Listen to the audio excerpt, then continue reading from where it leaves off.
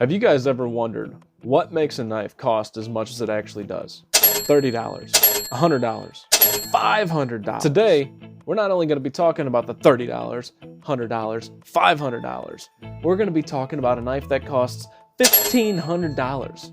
I'm going to go over each detail as quickly as possible so that this video doesn't take forever. And then at the end, I'm going to tell you if I would pay $1,500 for it. All right, so this is what the knife comes in.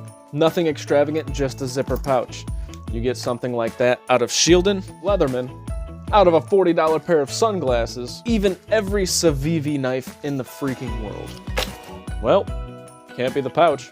So it must be the knife materials, right? We have a nitro-v blade steel. We have titanium. We have a Timascus and a Timascus backspacer and underlay. And that's really it. Well, guess it's not the material. So maybe it's the details of the knife. Orange peel texture, bronze ano, milled pocket clip, really nice pocket clip. They do some cool stuff with it. Some nice chamfering around the edges, making it kind of soft. So that's nice. The construction there is well done. The fit and finish seems pretty well on this side of things. Let's check out the blade. Oh, wait, guess it's not the action. Now that was an exaggeration. You can't open it up, and it does work fine, but that flipper tab is so short that it really doesn't lend for a lot of leverage, so it's real discreet. So I'll give it a little pass on that. Oh, there it goes again. So this blade, now this blade looks really cool. Nitro-v steel, all right, you see that sub $100, but okay, let's see what this is all about. Custom heat treats and stuff, we all know there's a difference. Hand rub satin finish going all the way up the blade, that's nice. But let's look a little closer. If you look here, this edge bevel is so off. Look, you got those angles right here. Let's see if I can pick it up just perfect. That it gets real small right here and then bigger and bigger. It's like the grind is so wonky on this. It's like, huh.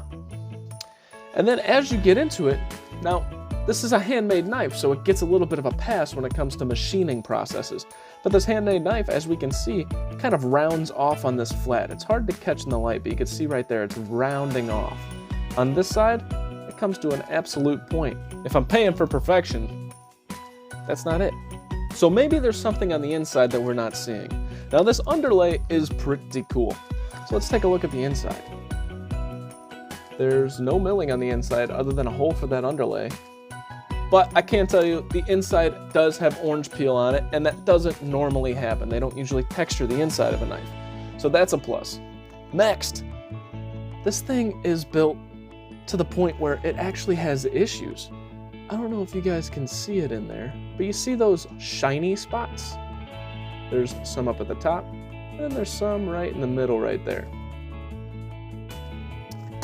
That is from when the blade actually hits inside there.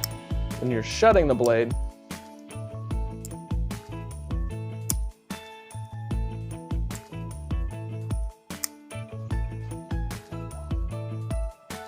so I would say that we have some fit and finish issues here too. Now the knife is made by hand, so we're gonna give it a pass there. But how much of a pass can we give a $1,500 knife? That's the problem. That's the problem that we run into with these knives. We try to justify a knife's price at $30, at $100, at $450. And then you get a knife for $1,500. Now this isn't me knocking the maker. This isn't me knocking the people that collect these $1,500 knives.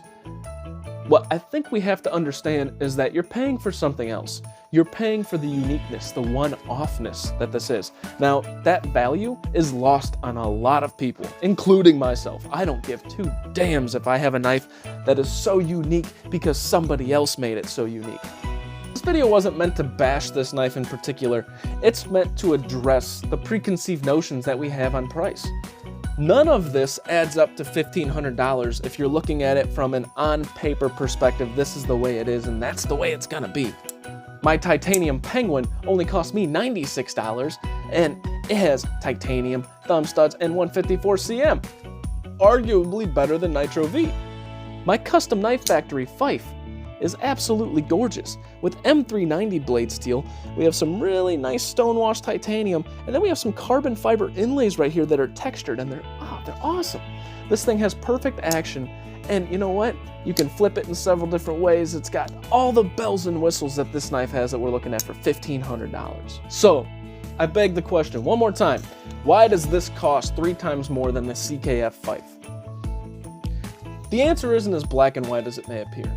The people that value knives as tools and tools alone and not works of art, and they don't value somebody's blood, sweat, and tears that go into a knife, then this knife does not held any near value next to $1,500. There's imperfections in it. The materials can be gotten for around $300.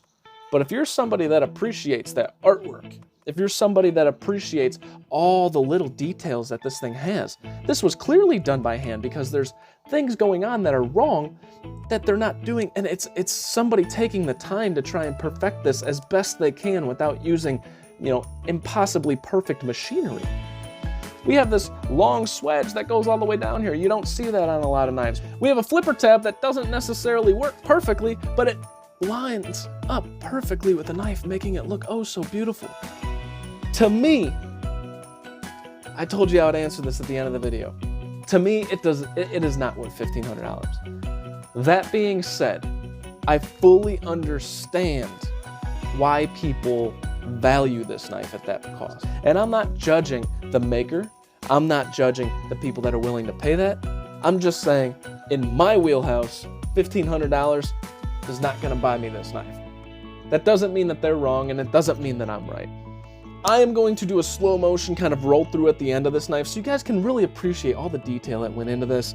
And it is somebody's handiwork, handmade craftsmanship. And while I may be tearing it apart at face value, you guys need to look deeper into the video to try and see really what I'm saying. There's a little bit of satire that's involved here, and there's a lot of respect for somebody who can do this, because I sure as hell can't.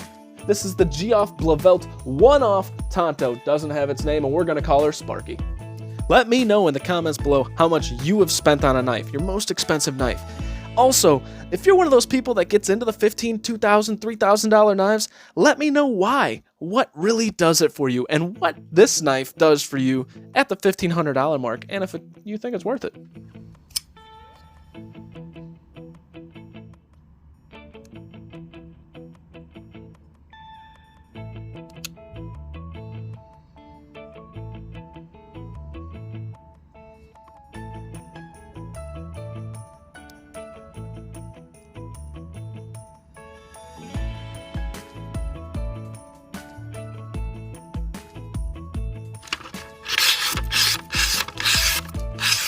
And yes, it cuts. What really makes this knife cost $1,500? Would I ever spend $1,500 on a knife? Have I spent $1,500 on knives? Oh yeah. But is it the same thing? And if you like the content, subscribe.